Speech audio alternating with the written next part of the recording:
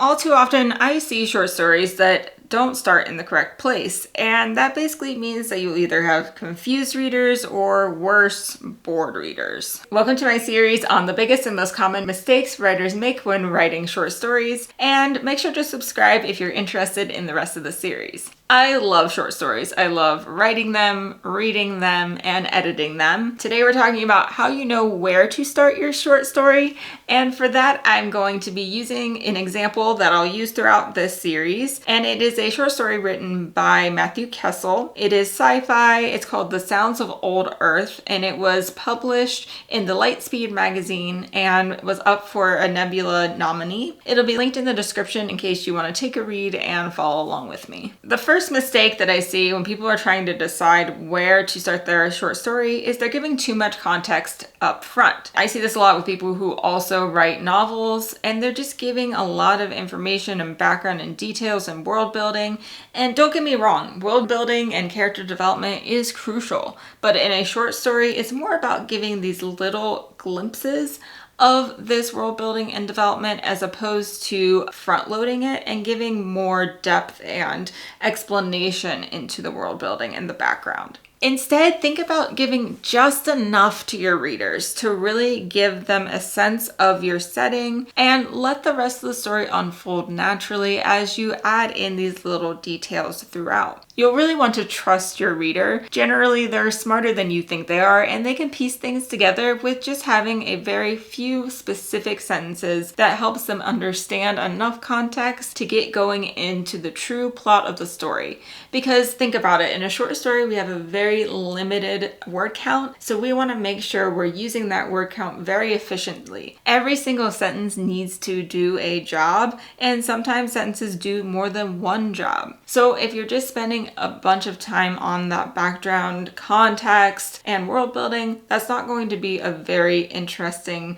place for your short story to start. So let's move into the analysis portion of The Sounds of the Old Earth. And this opening paragraph is really what we get for the world building. It gives us a sense of the decaying Earth, the migration to new Earth, and the remnants of human landmarks. For example, I love this sentence. Last week, they hauled the pyramids of Giza to New Earth. The week before, Stonehenge.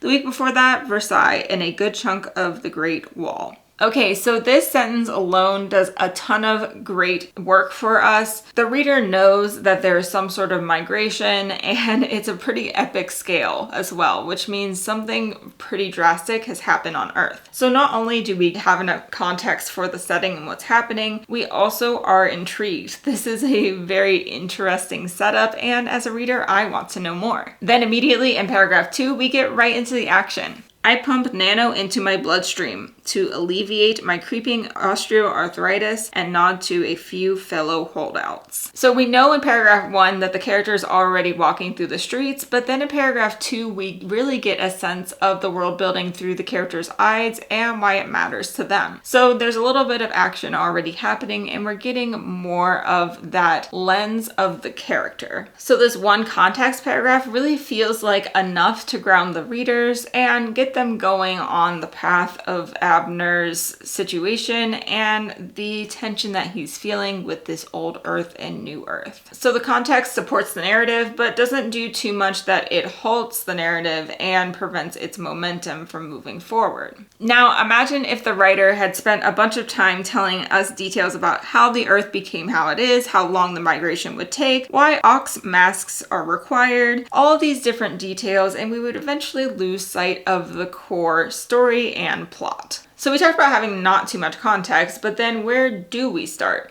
Think about starting the story as close to the inciting incident as possible. Okay, so we talked about not providing too much context, but then where do you start your story? I try to tell writers to think about getting as close to the core conflict as possible. Start as close to that as you can. And that usually means starting as close to the inciting incident as possible.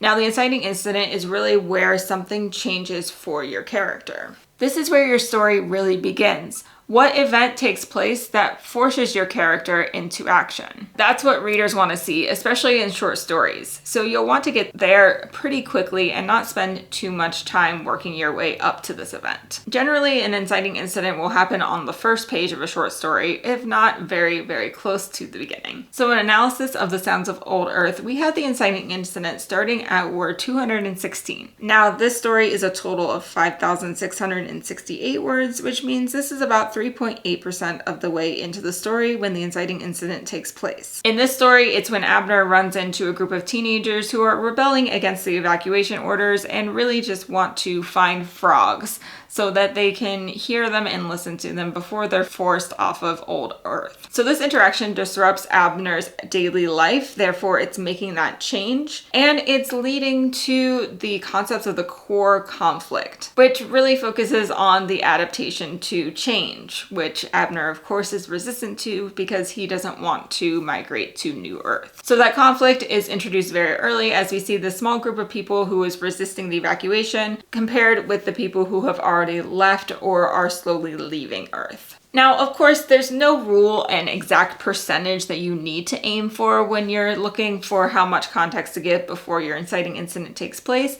but I always would challenge you to see how close you can get to this inciting incident and still feel like there's enough for your readers to feel grounded. Now, a quick tip for you is also to look at your story once you have a draft and analyze the climax. Sometimes I see the climax of the story is actually the inciting incident, and what I mean by that is yes, there might be a change that happens at the beginning that leads to this climactic moment, but the climax is just so much more interesting and a greater change that the rest of the story, it would be a lot more interesting for the readers to experience than the chunk leading up to the climax. So just take a look at your climax and make sure, do a gut check. Would your story be more interesting if that was in fact the inciting incident? Okay, so what else do you need to have at the beginning?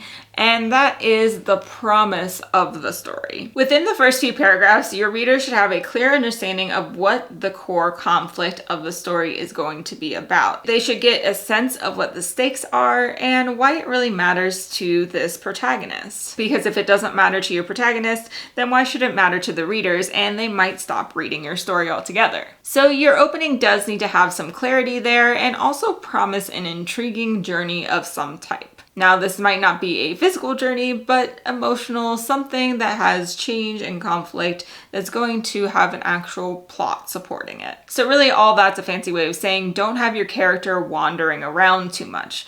We don't need to see what their daily life really looks like for too long in a short story. Don't have them just kind of going about their day or having things happen to them without them actually making decisions. You're going to want to be very intentional about what you're showing the readers. So our short story about Old Earth and New Earth does a good job of laying out the stakes that this old Earth is going to be going away. There's obviously some dying or something happening with the Earth that is making it not livable anymore. That's pretty high stakes. And we also get the promise of the actual story, which is the core conflict of Abner resisting change and wondering how he's going to overcome that throughout the story. I'm curious to hear in the comments, where exactly in the process do you normally struggle with where to start your short story? Is it when you're first drafting and you're outlining and you're not really sure where to start there? Or is it once you have a first draft and you're reanalyzing your story that you tend to not really know if the beginning is strong enough? It's really important that your beginning also includes why we should care about the protagonist. Readers want to be invested in them, so giving them some details of why they care about the events that are happening around them is going to more likely have your readers attach themselves to this character. And the best way to do this is to introduce them during a pivotal time or moment in their life. So what's changing for them? What's happening around them that is going to cause them to take some sort of action? This is really an emphasis on not letting just the events around them happen, but that they're actually active in the plot and what's happening, and we get a sense of why they care about what's happening. In this short story, we really get a view of Abner and his loneliness in the beginning and what he's struggling with this change and really being resistant to going to New Earth. We get a true sense of his connection to Old Earth and why it matters so much to him, and this makes it more likely that the readers are going to care care and feel a connection to this protagonist. Additionally, when he meets these teenagers, we see this openness of his personality as he's welcoming to them and wants to show his frogs to these teenagers. So it really adds a layer of warmth to Abner's personality, which just again makes us more empathetic towards him and make us care about him even more. So let's move on to one of the most common questions I get, which is what about the first sentence, which is really the most granular we can get to where to start your story. And the biggest goal with this first sentence is to intrigue and entice and start your reader asking questions. Now, this first sentence does not have to be shock value. I think a lot of people put emphasis on, oh, I need to get their attention right away, which means I need to put something shocking on the page. And that's not the case. All you're looking for is to entice them to keep reading. So something that is popping a question in their head and wondering what is going to happen next. What do they mean by this first sentence? I want to know more. That is the goal with a first sentence. So here we have, Earth has grown quiet since everyone's shipped off to the new one. I found this to be a very strong opening because it's not relying on shock value and it doesn't use a lot of complex language. It's pretty simple and short, but it gets us asking questions. It's intriguing, like what's happened to the old Earth? Why are they moving to this new place? And it makes me want to read more, which is the goal of that first sentence. So hopefully these tips helped you to figure out exactly where to start your short story. And I have a short story freebie linked in the description below that goes through a lot of different most common mistakes and more specifically exercises that will help you get through those mistakes. So don't forget to download that if you're looking for an exercise to really help you hone in on where to start your short story. And reminder, this is just a part of the short story series, so make sure to subscribe if you want to continue learning more and as I continue to analyze the sounds of Old Earth. Thank you for watching and happy writing.